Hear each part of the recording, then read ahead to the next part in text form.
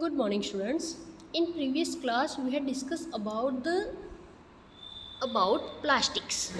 ठीक है, हमने प्लास्टिक के बारे में डिस्कस किया था. There are different types of plastic on the basis of their arrangement, on the basis of their heat conductance. ठीक है, उनकी हमने जो टाइप्स डिस्कस किए, थर्मोप्लास्टिक है, थर्मोसेटिंग प्लास्टिक है. तो वो क्या है, तो बाय हीट टेम्परेचर के अकॉर्डिंग हम क्या करते थे, तो उसको डिफ्रेंशिएट करते थे.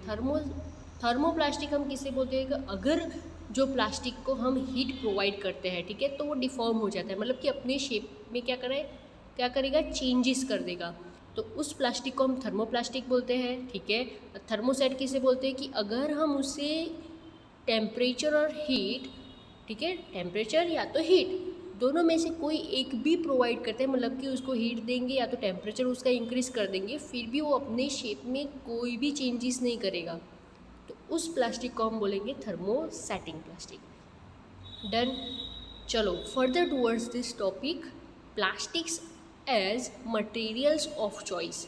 हम प्लास्टिक को एज अ मटेरियल क्यों चूज़ करते हैं, समझ में आ रहा है, हम प्लास्टिक को एज अ मटेरियल क्यों चूज़ करते हैं. तो today if we think of storing a food, ठीक है, फूड आइटम को अगर हमें स्टोर करना है, या तो वाटर है, मिल्क, पिकल्स, ड्राई फूड, ठीक है, ये सारे जो फूड की आइटम्स है, उसको अगर हमें क्या करना है, स्टोर करने की बात है, तो plastic container seems most convenient. सबके स्टोरेज के लिए प्लास्टिक जो मटेरियल है वो सबके लिए क्या है, कन्वीनियंट है. This is because of their light weight, because plastic है वो एज़ कम्पेयर टू स्टील या तो एज़ कम्पेयर टू आयरन, ठीक है, प्लास्टिक का डिब्बा होगा और आयरन का डिब्बा होगा, तो सब दोनों में से वेट किसका ज़्यादा होगा, तो आयरन के जो डिब्बे हैं उसका वेट ज़्यादा होगा, तो हमें ज़्यादा कैरी करके चलना पड़ेगा. लोअर प्राइस, ठीक है, जो आयरन के जो डब्बा होगा उसकी प्राइस ज़्यादा होगी एज़ कम्पेयर टू प्लास्टिक. ठीक है, गुड स्ट्रेंथ, इजीली, मतलब कि वो उसकी जो स्ट्रेंथ होगी वो अच्छी होगी, 4-5 बार नीचे गिरा दो फिर भी वो नहीं टूटेगा. एंड ईजी हैंडलिंग, उसको हम यूज़ भी हम इजीली कर सकते हैं. Being lighter as compare to metal, plastic are use in car, aircraft and space craft. Light weight की वजह से हम एयरक्राफ्ट में भी यूज़ करते हैं प्लास्टिक, कार्स में यूज़ करते हैं, स्पेस क्राफ्ट में यूज़ करते हैं. The list is endless.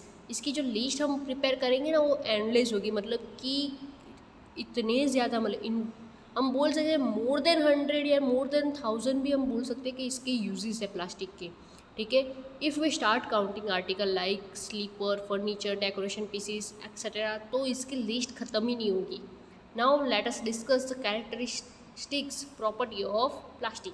Plastic की कौन कौन सी प्रॉपर्टीज़ है या कौन कौन सी कैरेक्टरिस्टिक्स है हम डिस्कस करते हैं. Plastic is non reactive. अब देखो ये नॉन रिएक्टिव मतलब अगर उसको हम हीट दे दें या मॉइस्चर में रख दें, ठीक है, या तो कोई मान लो कि एयर में ऐसे खुले में हम एटमॉस्फेयर में उसको रख दें, तो ये उसके ऊपर किसी भी चीज़ का कोई रिएक्शन नहीं होगा. एक एग्जांपल हम लें तो आयरन को, ठीक है, मेटल है, मेटल में कौन सा, तो आयरन. आयरन को अगर हम एटमॉस्फेयर में खुले में छोड़ देंगे, ठीक है, अभी मॉइस्चर मतलब कि मॉनसून सीज़न है, तो आयरन को हम क्या करेंगे, एटमॉस्फेयर में ऐसे रख देंगे, तो वो एटमॉस्फेयर में जो मॉइस्चर है, वाटर है, उसके साथ रिएक्ट करके उसके ऊपर क्या आ जाएगा, तो ठीक है, आपको पता है सब. रस्ट आ जाएगा, पता है ना आपको, रस्टिंग ऑफ आयरन पढ़ा था.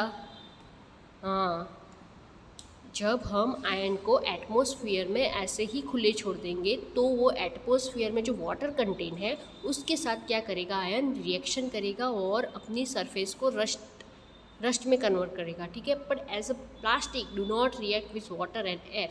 वो वाटर और एयर के साथ रिएक्ट नहीं करेगा.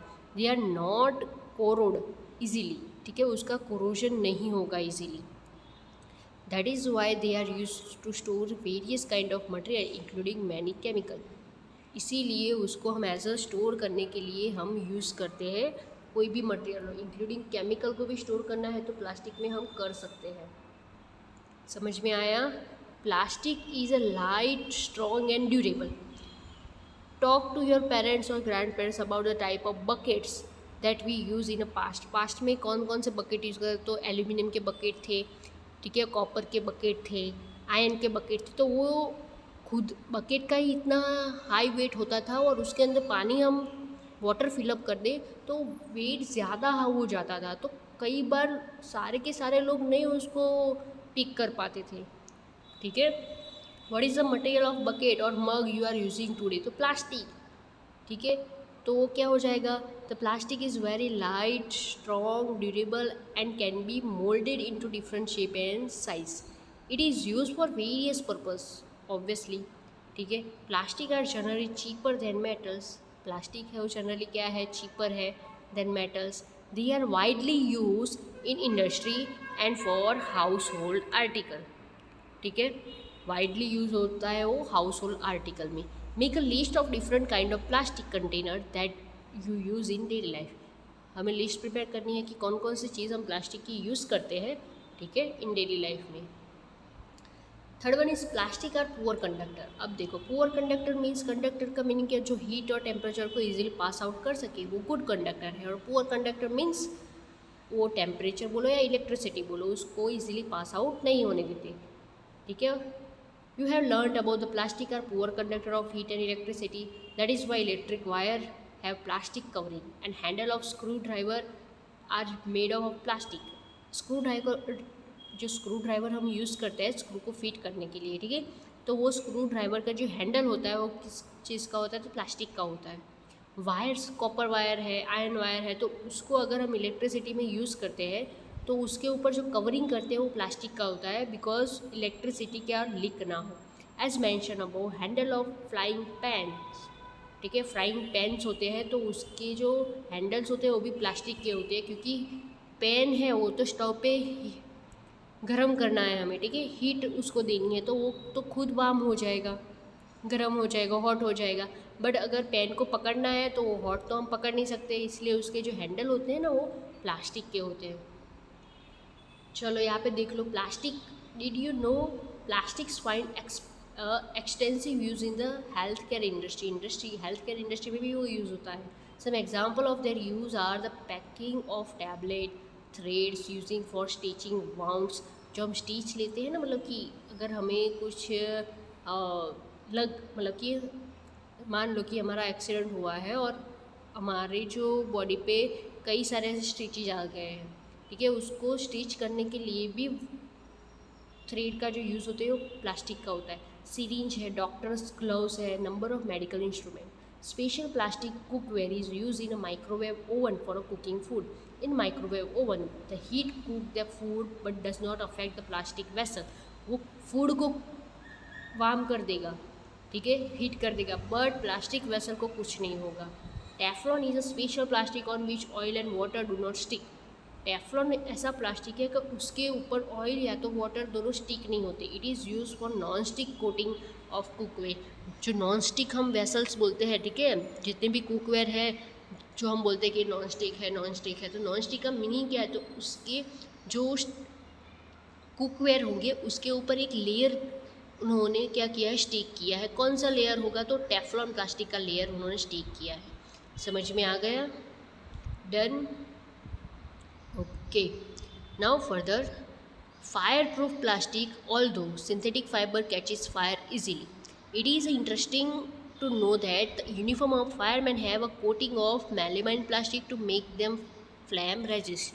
जो फायर प्रूफ प्लास्टिक भी होते हैं, इसलिए फायरमैन जो अपना यूनिफॉर्म पहनते हैं ना, तो वो यूनिफॉर्म की जो कवरिंग होती है, आउटर कवरिंग, वो मेलामाइन प्लास्टिक की होती है। और हमें पता है मेलामाइन प्लास्टिक क्या है, थर्मोसेट है, उसके ऊपर हीट की कोई भी इफेक्ट नहीं होती है, इसलिए वो फ्लेम से, फायर की फ्लेम से क्या होते हैं, रेजिस्ट होते हैं।